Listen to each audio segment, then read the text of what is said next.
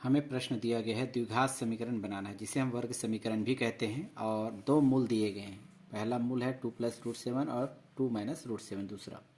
तो मान लेते हैं पहला ना दो मूल होते हैं जिसको अल्फा और बीटा माना जाता है। तो पहले को अल्फा के बराबर लिखेंगे 2 + √7 और दूसरा बीटा के बराबर लिखेंगे 2 - √7। तो यहाँ पर आप देख पा रहे हैं आपको वर्ग समीकरण बनाना है। वर्ग समीकरण सूत्र पहले जान लीजिएगा, x² माइनस कोष्टक में लिखते हैं अल्फा प्लस बीटा। अल्फा और बीटा क्या चीज़ है? मूल। तो मूलों का योगफल को हम अल्फा प्लस बीटा के रूप में लिखते हैं। अल्फा इंटू बीटा का मतलब होता है मूलों का गुणनफल। तो आपको अल्फा प्लस बीटा और अल्फा इंटू बीटा का मान ज्ञात करना है और इस सूत्र में रखना है। तो हमें अल्फा और बीटा का मान पता चल गया। अब हम अल्फा प्लस बीटा यानी कि दोनों का योग करेंगे, अल्फा प्लस बीटा। तो अल्फा का मान हमारे पास है 2 + √7 है ना, और फिर प्लस है, और बीटा का मान है 2 - √7। तो देख पा रहे हैं यहाँ पर है ना, +√7 - √7 कैंसिल, 2 + 2 बचेगा यानी 4 आएगा।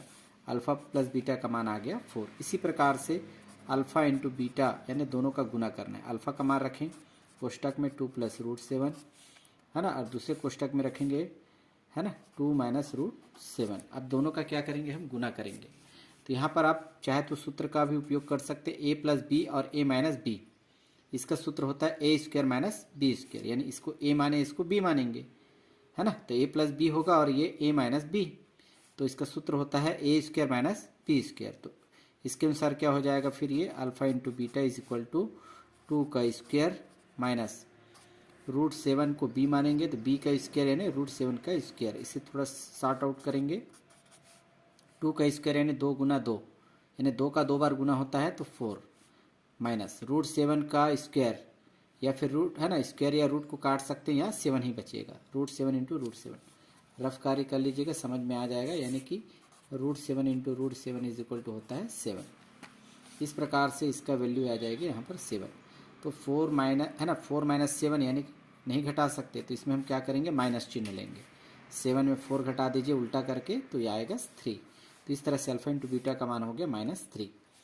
इसमें वर्ग समीकरण बनाना है, फार्मूला में मान रखेंगे x² का x² माइनस का माइनस।